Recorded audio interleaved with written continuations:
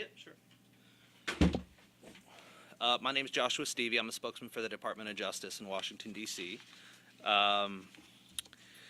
This is your 3-minute warning. At the end of the press conference, we're going to have paper copies of the criminal charges and the criminal informations to get to you all. Alex is going to pass around the speaking order that has names, titles, and agencies of those who are going to speak with you today. One note that I wanted to flag for you: the national press release is going to go out here shortly. It's also going to include quotes from the Attorney General, Merrick Garland, and the Director of the FBI, Chris Wray. So to the extent that that may be helpful in your reporting, wanted to flag that for you. The speaking order is going to be the United States Attorney, Andy Luger, followed by FBI Special Agent in Charge, Michael Paul, IRS Criminal Investigations Special Agent in Charge, Justin Campbell, and then U.S. Postal Inspection Service Inspector, Ruth Mendonca. They will be followed by Associate Deputy Attorney General Kevin Chambers, who serves as the Justice Department's Director of COVID Fraud Enforcement. Once the remarks are complete, we will do a question and answer period. So our U.S. Attorney Luger will quarterback the Q&A. We'll be prepared to answer on-topic questions about why we're here today. And we will just allow that to go as long as it organically needs to go. So if you have any questions at the end, please grab me, grab Tasha, and we'll be happy to help. All right, we'll get started here in about a minute.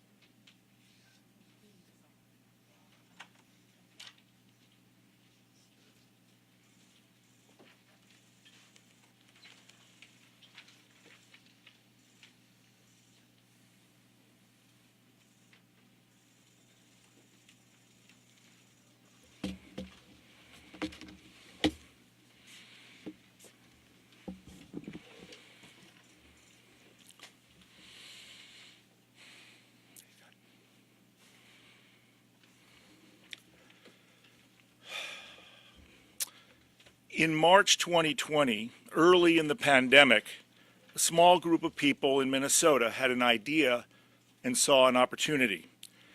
These individuals believed that they could steal tens of millions of dollars from a federal child nutrition program by claiming to serve food to needy children when they were not. Their goal was to make as much money for themselves as they could while falsely claiming to feed children during the pandemic. As their plan met with initial success, they were joined by many others who also wanted to make money by falsely claiming to feed needy children. Before long, the scheme that began with a simple idea in March of 2020 grew to become the largest pandemic fraud in the United States. Good morning. My name is Andy Luger, and I am the United States Attorney for the District of Minnesota. With me today are FBI Special Agent in Charge Michael Paul, IRS Special Agent in Charge Justin Campbell, Inspector in Charge of the Postal Inspection Service Ruth Mendonça, and Kevin Chambers, Associate Deputy Attorney General and Director of COVID-19 Fraud Enforcement for the Department of Justice.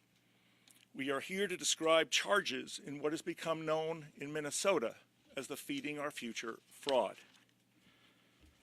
Today we are announcing charges against 47 defendants in 6 indictments and 3 informations. The defendants are charged with federal crimes including conspiracy, wire fraud, money laundering, and paying and receiving illegal kickbacks. In a moment, I will explain the fraud in detail. But as the Chief Federal Law Enforcement Officer for the state of Minnesota, let me say this up front.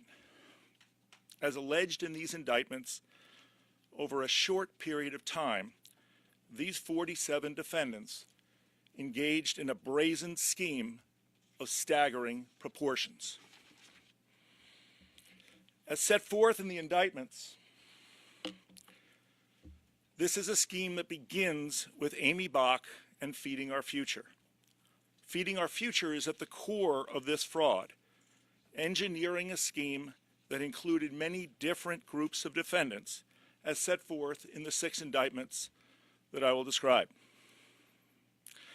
The different groups on this chart, Safari, Haji's Kitchen, Brava, Empire, Jig Jigga, and S&S Catering, and the defendants listed under each group represent the 6 indictments. Each indictment charges a group of defendants who work together to defraud the federal child nutrition program with Feeding Our Future as their sponsor.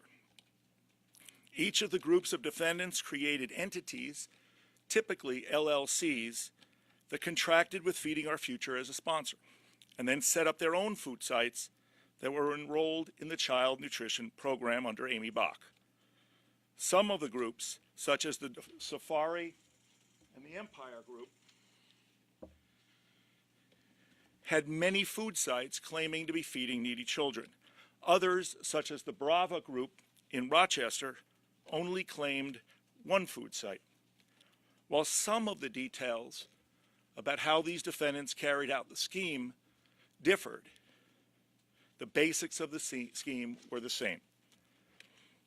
In addition to the 44 defendants listed on this chart in the 6 indictments, we have charged 3 individuals by information, which means that they are expected to waive their right to a grand jury and are expected to plead guilty and admit their roles in this massive scheme. We have packets of indictments and informations for the press, and they will be posted on our website today. Before I walk through the federal child nutrition program and the details alleged in these indictments, I want to provide an overview of some of the striking facts that we have uncovered in our investigation.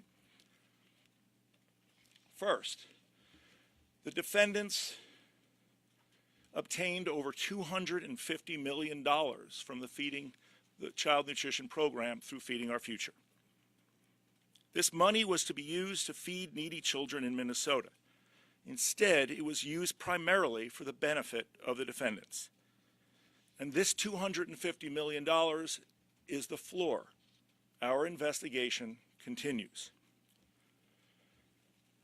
They used this money that was supposed to be used for feeding children to buy houses in Minnesota, resort property and real estate in Kenya and Turkey, luxury cars, commercial property, jewelry, and much more.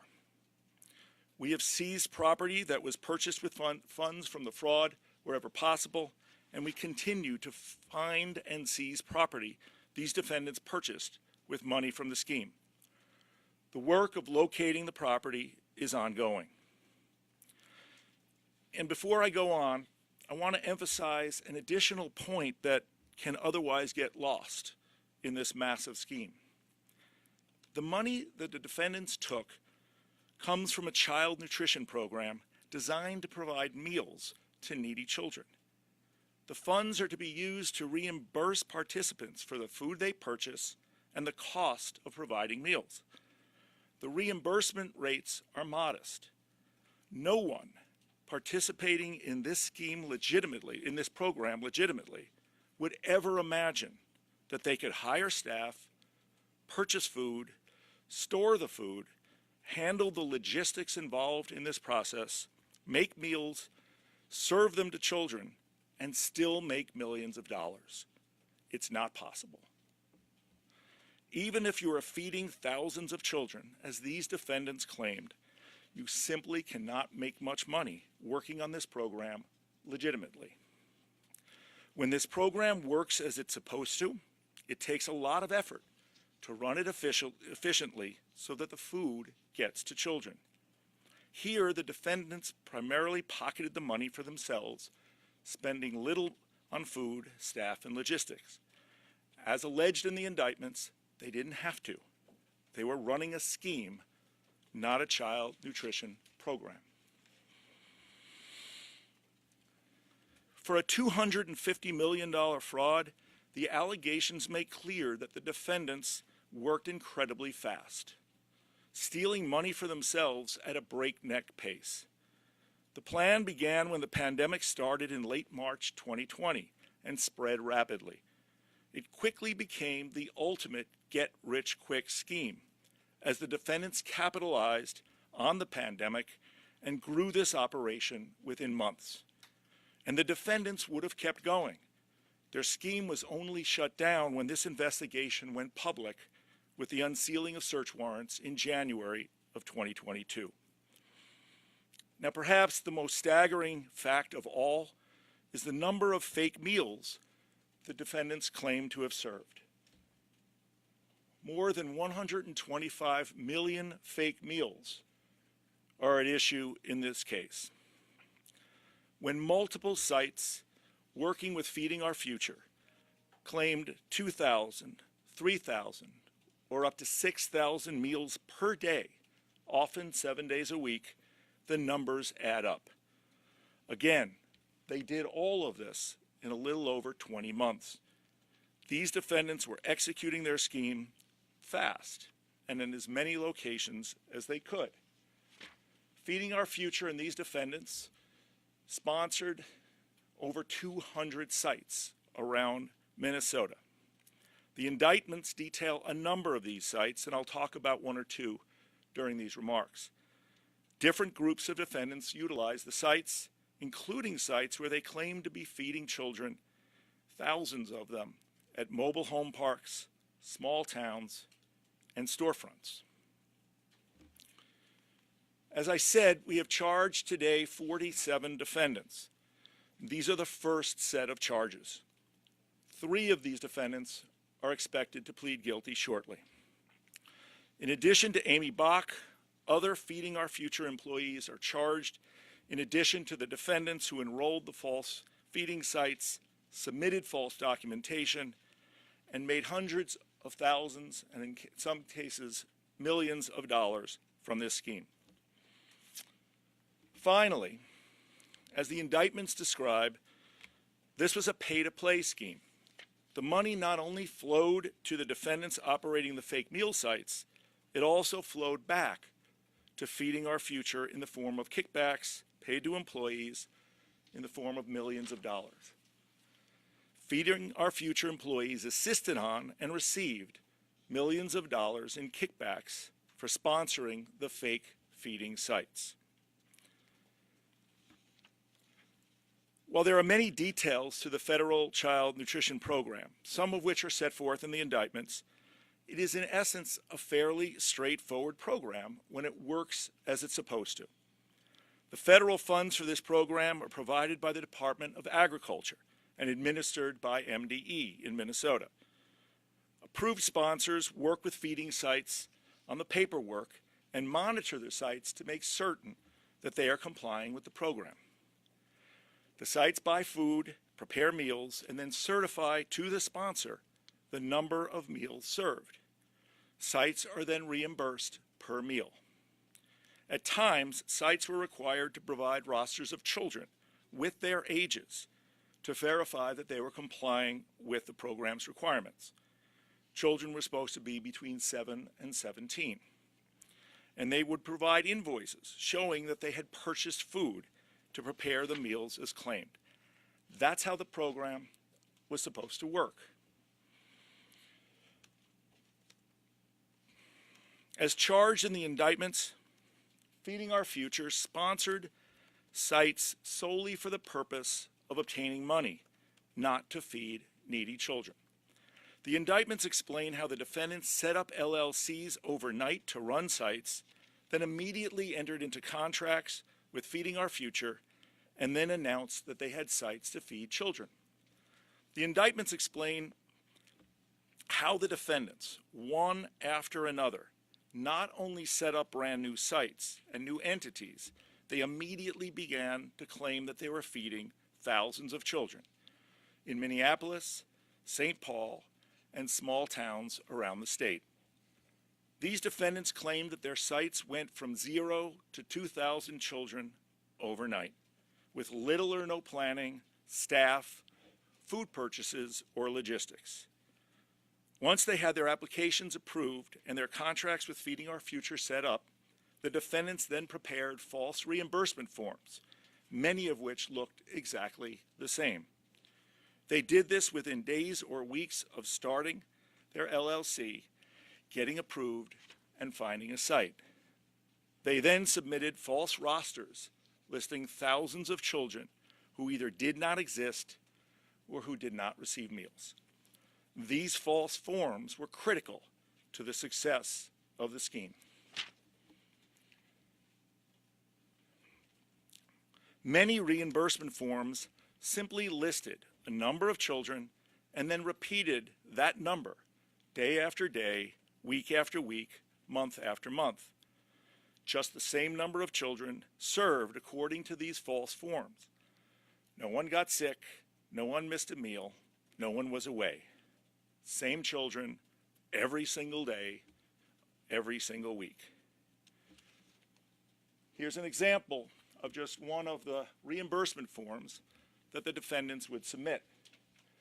This is a form stating that they were serving breakfast. 2,500 breakfast meals to needy children, Sunday, Monday, all the way through Thursday. In this form, the defendants took 2 days off. And you'll see that they served the same number every day, claim 2, and that those were the meals prepared and those were the meals served, identical. Day after day, week after week, month after month. At a different site, the defendants claimed to be serving supper in an after-school meal program.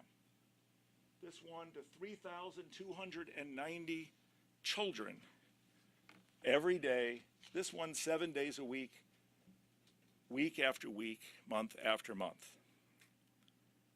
There are countless numbers of these forms, certified at the bottom by one of the defendants involved in the scheme, and then sent to Feeding Our Future, who submitted for reimbursement, taking an administrative fee up front and getting kickbacks from many of these sites.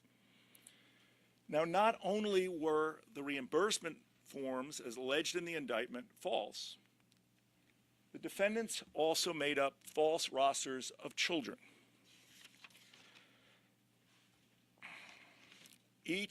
As the investigation in this matter proceeded, we learned how the defendants would make up names and use different websites to create names.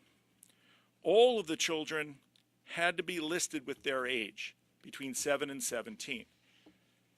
Some of the defendants simply made up names, invented them.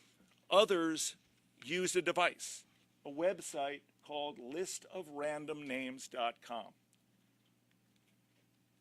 The website is down, but here's what it looked like. It's a website set up to generate a list of random names. It says that it was set up for authors to create character names, parents looking for children's names, You could plug in the number of names you wanted, whether you wanted male, female, or both, just first names, second names. Whether you wanted alliteration. It's a website that some of these defendants used rather than making up the names themselves. Because the children had to be between 7 and 17 and they did not exist, the defendants had to invent ages. One of the things that we noticed during the investigation was that ages of children, fake children, month after month, changed. So that a boy in January of 2021 would be 8 years old and then would appear the next month on a spreadsheet as 12 years old. What one of the investigators noticed is that there's an Excel formula built into the spreadsheet that assigns a random name to the ages of the children. That's what caused the changes.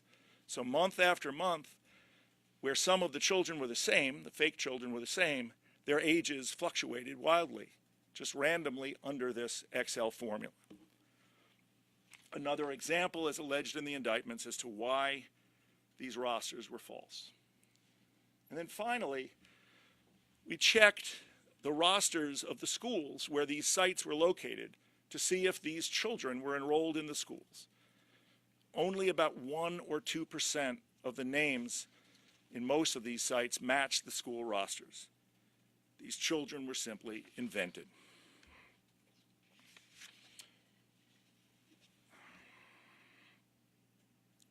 The indictments also explain that the defendants regularly provided false food invoices, either invoices that were simply made up or invoices that were inflated to show far more food purchased than what the defendants actually bought.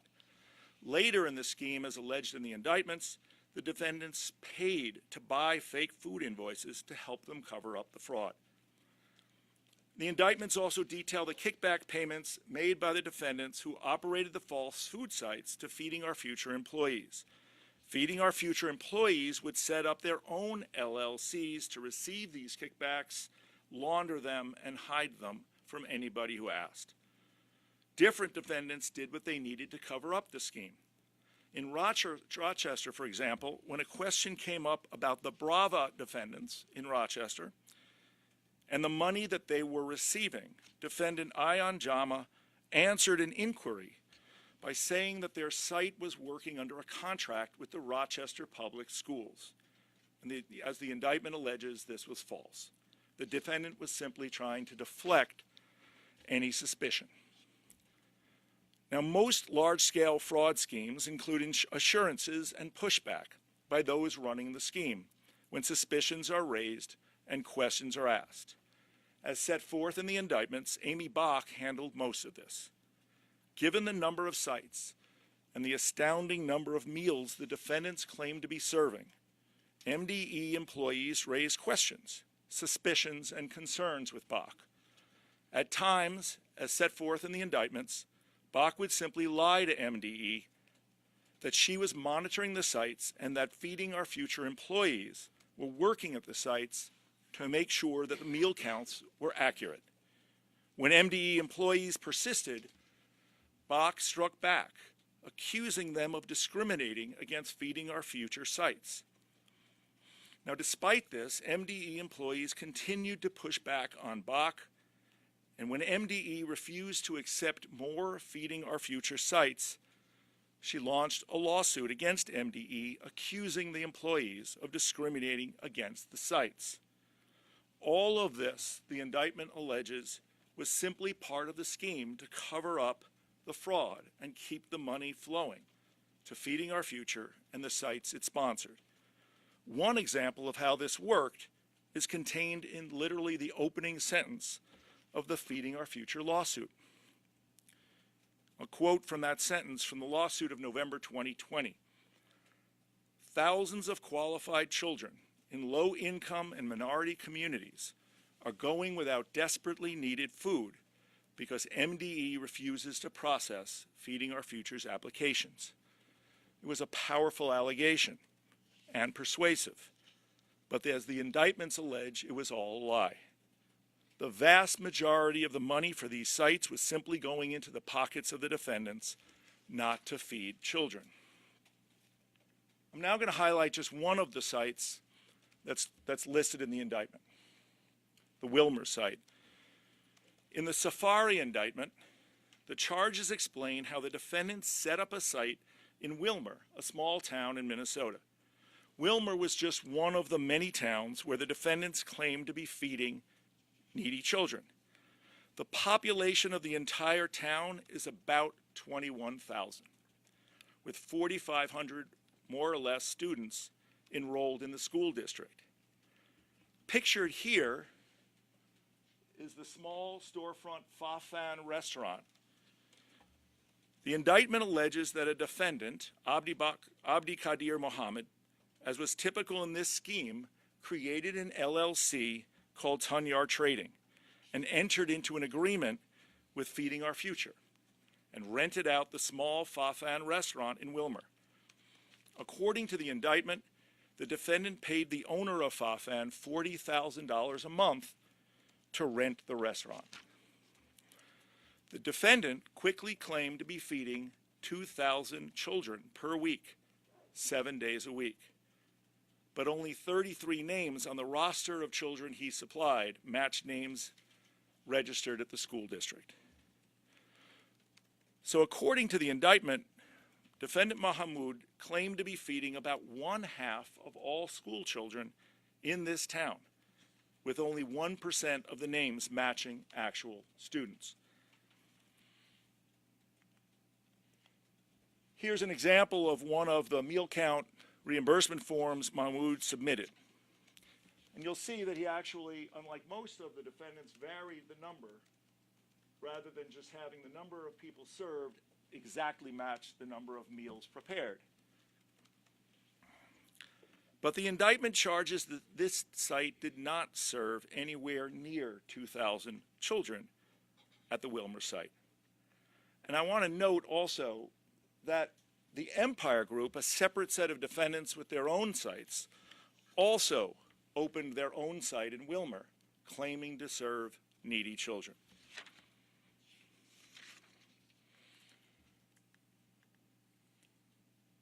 So a quick timeline of how Mohammed created his LLC and operated this scheme. This is an example of how all of these sites, the majority of these sites, operated. On September 28th of 2020, the defendant created Tunyar Trading LLC, brand new LLC. Within days, he and Amy Bach had reached into an agreement whereby Feeding Our Future would sponsor this site. Bach then immediately submitted an application to MDE to feed thousands of children who needed food in Willmar. Immediately, Mohammed claimed to be feeding 2,000 children in October of 2020, the same month that he got started. And he leased the Fafan restaurant for $40,000 a month. Now that restaurant, the owner was actually paying $1,600 a month in rent.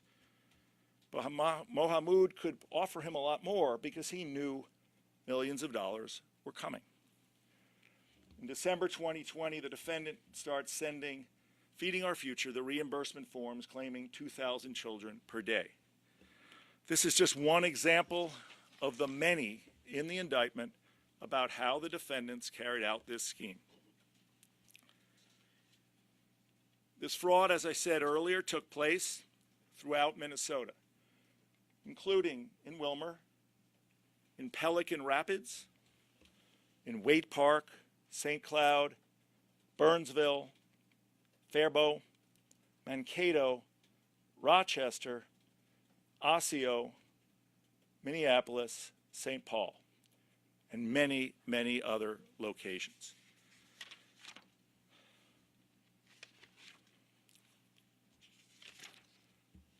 To date, we have seized approximately $50 million worth of property.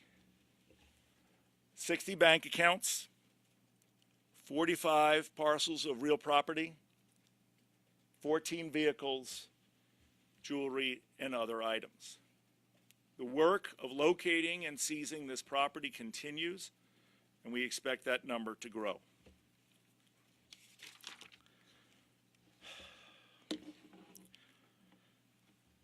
In closing, a case like this does not just happen.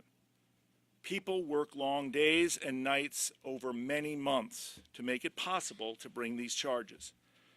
And I want to thank the analysts, agents, and forensic accountants of the FBI, IRS, and Postal Inspection Service for their extraordinary work over the course of the past year. They pored over LLC records, bank accounts, communications, reimbursement forms, and rosters of children. I have seen their work in action personally, and it is beyond impressive. And I also want to thank the team of lawyers from the U.S. Attorney's Office who are standing with me today.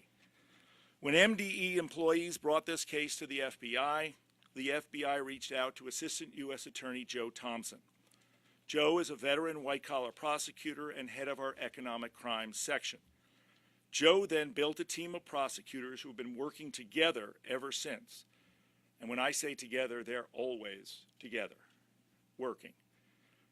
They are Chelsea Walker, Harry Jacobs, Matt Ebert, Craig Bonney, and Joe Tayrab. Our paralegals and litigation specialists worked with an amazing team from the FBI, IRS, and Postal Inspection Service to process a massive amount of data, which made it possible to bring these charges. This team will stay focused on these cases and will continue to the investigation. As I said, these are the first set of charges. I couldn't be more proud of the work of the people on this case. I'm also grateful to Kevin Chambers, the Director of COVID Fraud Enforcement for the Department of Justice, for joining us today from Washington, D.C. Kevin, we appreciate your traveling to Minnesota for this announcement. And finally, I want to highlight the people who have come forward to tell us how this scheme worked. We have gotten cooperation from people who knew about the scheme and others who took part in it. Their help in this investigation has been essential. If you know about this scheme, if you have information concerning this scheme, please contact us. I will now turn this over to Special Agent in Charge, Michael Paul.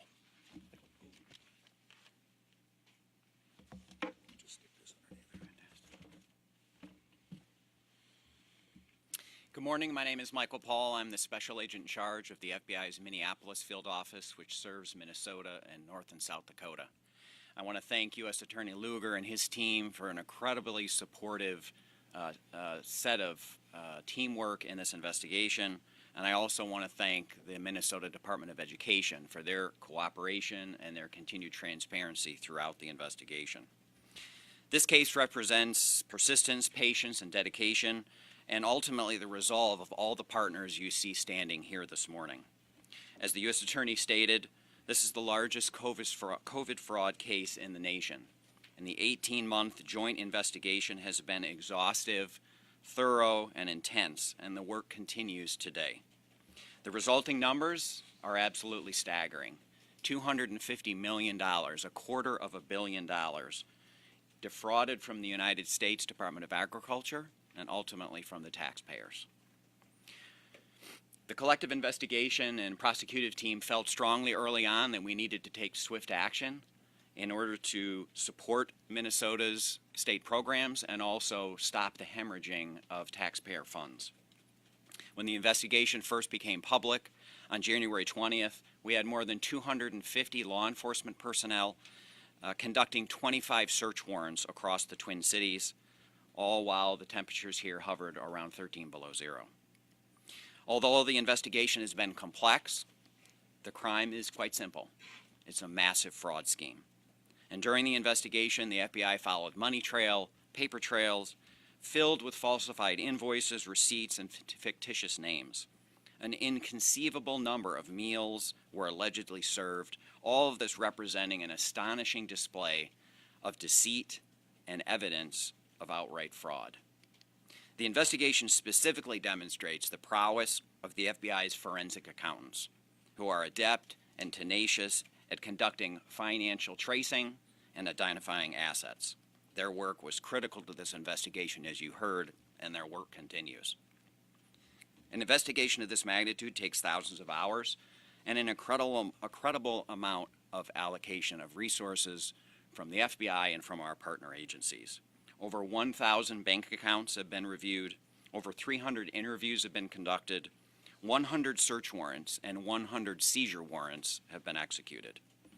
The FBI and its partners at the United States Postal Inspection Service and the Internal Revenue Service's Criminal Investigative Division conduct routinely complex investigations. These investigations are never rushed to quell public rumors or to address a false narrative. To those who have been charged and arrested today and that have openly and continually claimed that there was no fraud, let me be clear. There's no mistake, there's no misunderstanding, there's no confusion. What is spelled out in the charges details a blatant display of greed. The programs at stake were created to feed children. These individuals were stealing taxpayer funds, taking key support away from state programs. The subjects in this case weren't interested in feeding our future. They were interested in feeding their own gluttony in the way of international vacations, real estate, luxury vehicles, homes, guns, jewelry, and electronics. Whether it's in opposition to financial crimes such as these, violent crimes in our cities, the federal partners are actively working in your communities, in our communities, identifying those who disregard the rule of law and preparing to bring them to justice. Today's actions demonstrate our commitment to ensuring that those who misuse public funds and undermine the public's trust, preying on benefit programs, are held accountable for their actions. Lastly, I want to thank the FBI special agents, our analytical staff, our forensic accountants, the partner personnel from the U.S. Postal Inspection Service, the IRS's Criminal Investigative Division, and the Assistant United States Attorneys and paralegals here at the U.S. Attorney's Office in Minnesota. Their work has been tireless, it has been thorough, and every individual that is complicit in this scheme will be held accountable, and because of them, we're able to stand here before you today. Thank you.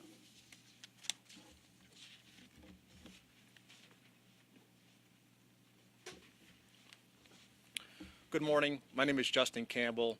I'm the Special Agent in charge for IRS Criminal Investigation, Chicago Field Office. In that role, I have oversight responsibility for the state of Minnesota as well as several other states. The actions that occurred today are the result of teamwork. It took enormous amount of effort from all the agencies represented, expertise, and ultimately the citizens, taxpayers in Minnesota benefit. IRS Criminal Investigation in particular specializes in financial investigations. Our agents are true masters of their craft. When it comes to complex fraud cases like the one we're here to talk about today, they're really able to showcase their talents. The indictment in this case alleges the defendants took money that was set aside to feed hungry children and instead fed their own greed. They focused on fraud instead of food. For that reason, we are happy to join with our partners to hold them accountable. I want to publicly thank the U.S. Attorney's Office, the FBI, the U.S. Postal Inspection Service for their partnership on this investigation. Thank you.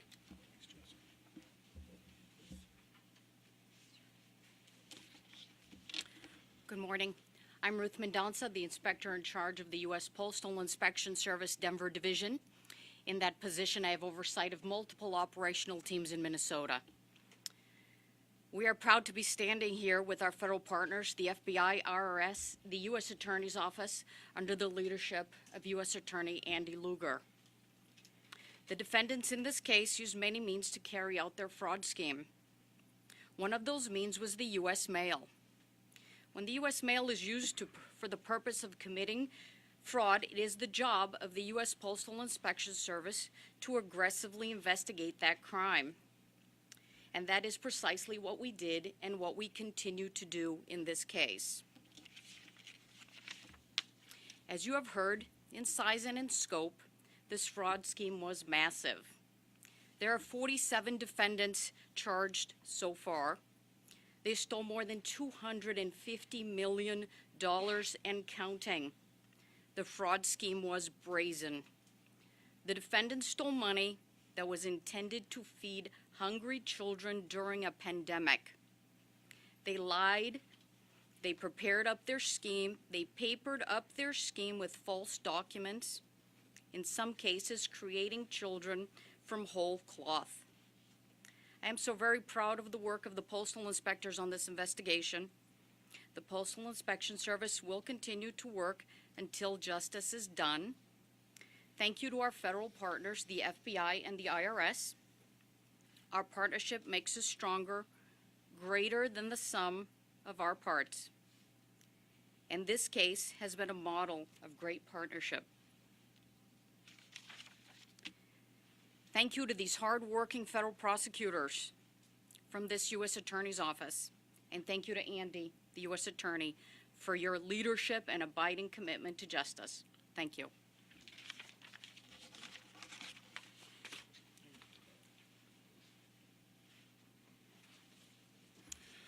Good morning. I'd like to start by first thanking you, United States Attorney Lugar, for the invitation to join in this important announcement. As you've heard, this is the largest COVID fraud scheme the Justice Department has charged to date. And we are here today due to the hard work and determination of the women and men who have investigated and are now prosecuting this matter, including FBI, IRS Criminal Investigations, and the United States Postal Inspection Service. This is a significant investigation for several reasons. It is significant not only because of the dollars involved, nor only because of the substantial number of defendants, though those are both very important. It is also significant because it represents the very type of fraud that the department has identified as a foremost enforcement priority. 1 week ago, the Justice Department announced the launch of 3 strike force teams around the nation. These strike force teams are focused on what we call large-scale COVID fraud, defined as that involving criminal organizations or illicit enterprises with fraudsters working in concert to take advantage of pandemic relief programs. It also includes fraud perpetrated directly or indirectly by international actors. The conduct alleged in the Feeding Our Futures matter is precisely the type of case that our strike force teams are designed to combat. This case highlights the very real problem of large-scale COVID fraud and underscores why the department is so focused on these cases. As the folks here in Minneapolis will tell you, these are complex investigations. By creating these strike force teams, which are currently working on several active large-scale fraud matters, the department will continue to develop and apply pandemic fraud expertise to cases like Feeding Our Future across the nation. But today, we're here to talk about these indictments in particular, which serve as a clear example of what happens when the Justice Department works with our agency partners to identify those who saw the pandemic as an opportunity for personal gain. The defendants in this scheme are alleged not only to have deceived knowingly the state and federal government to misappropriate funds, they are alleged to have done so by falsely claiming they provided meals to thousands of children in Minnesota, meals those children needed during the pandemic. The funds were then allegedly used to purchase luxury vehicles, for international travel, and to acquire real estate. Funds were also moved overseas to buy property in Kenya and Turkey. The indictments unsealed today shine a light not only on this egregious alleged conduct, but also, and I would say more importantly, on the tremendous efforts of the U.S. Attorney's Office and its law enforcement partners. This case will serve as a model for our strike forces across the country and our U.S. Attorney's offices. On behalf of the Department of Justice, I'd like to thank you for this remarkable work and the work that I know is yet to come. Okay, it's getting hot up here, but I'm going to start with Scott. If you don't mind, I know most of you, but if you could just say your name and where you're from for the benefit of everybody, that would be great. Scott? Thank you. My name is Scott Johnson. I write for the St. Power Line. Mr. Lugar, you described a fraud that was massive and also, to borrow a term, open and obvious. Can you explain to the average person how this went on for almost 2 years without being shut down? Well, I'm going to stick with what's in the indictment for all of your questions, including Scott's. The indictment alleges that there were concerns raised very early on by employees of MDE. They got pushback, they got accused of discrimination, and ultimately they got sued. That's what the indictment says. When MDE employees got sued, fought the lawsuit, they ultimately brought this to the FBI. It took the FBI in our office until January 2022 to be able to shut this down, but with people working at breakneck speed. But everything about that is in the indictments. That's what I have to limit my comments to. Thank you for the question, Scott. Joey.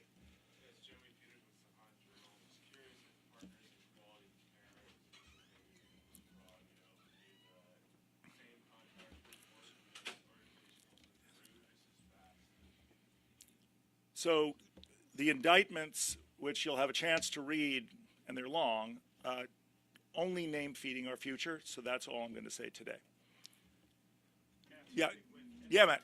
Yes. Is anybody being held in jail now other than the two defendants who were charged in the past court? Yeah, arrests were made this morning, and some defendants were arrested, and they'll have their initial appearance today, and then the magistrates will decide whether people are detained or not.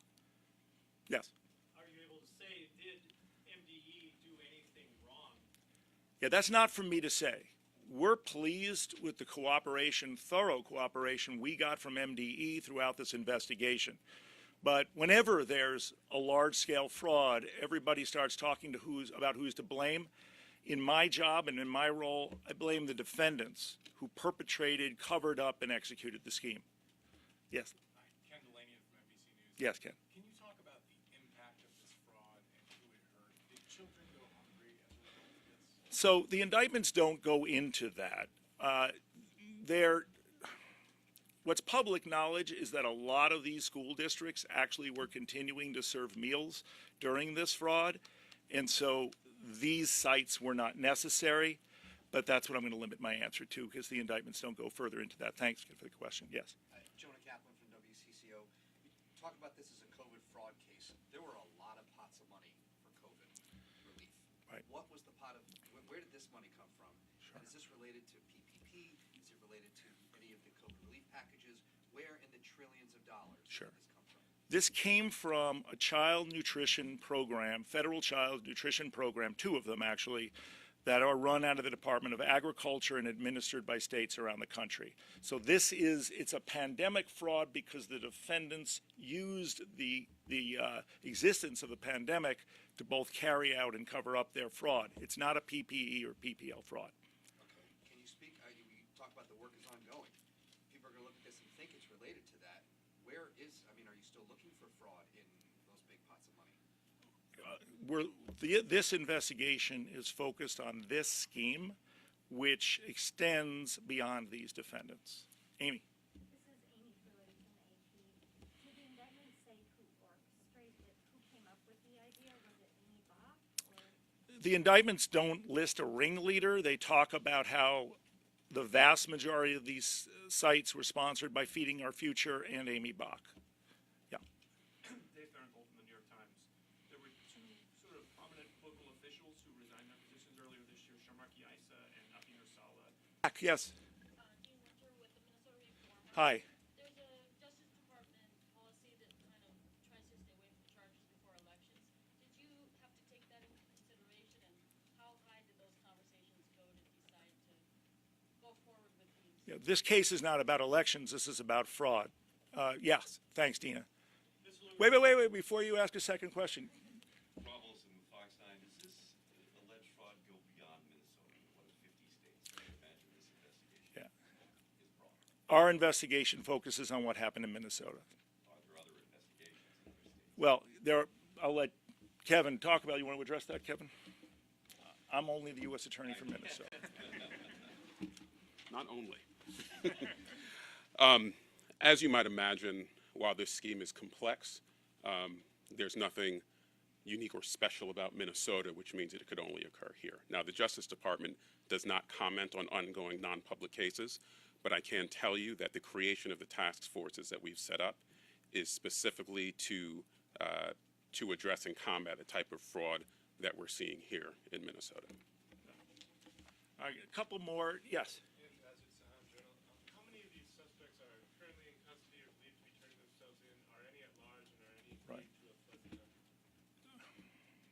Some of the defendants are not in the country at this time. We'll have more information on that for you.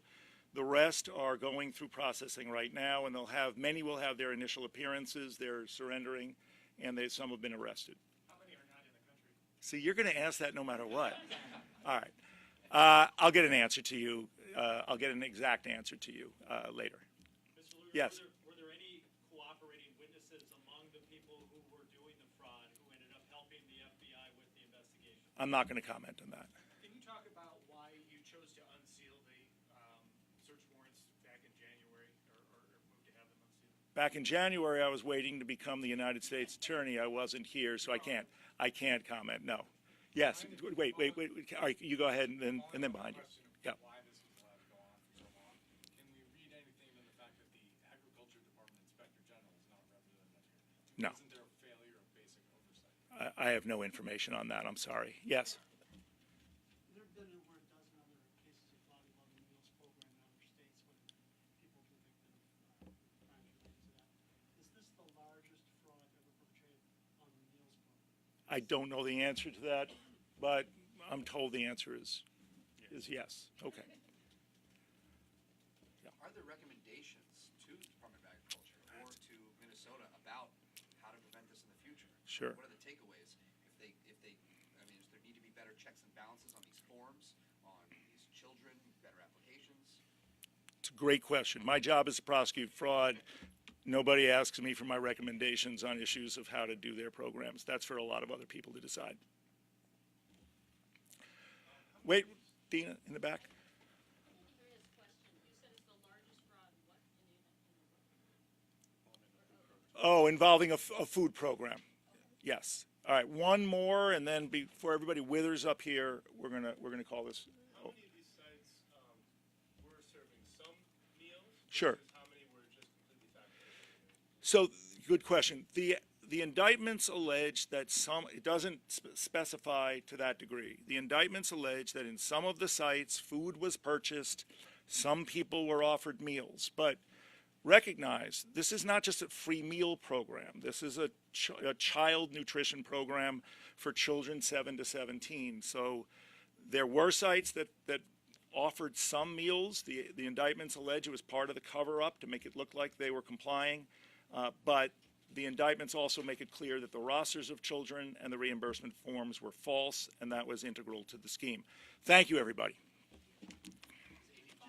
One numbers question, you're alleging $250 million in fraud. That's virtually every dollar that Feeding Our Future ever collected. Are you saying that all the money that Feeding Our Future collected was fraudulent? It's in the indictments. I'm going to refer to the indictments to answer that question. Was Let's go. Amy Bach one of the ones that was arrested today? Folks, we'll have copies of the charging document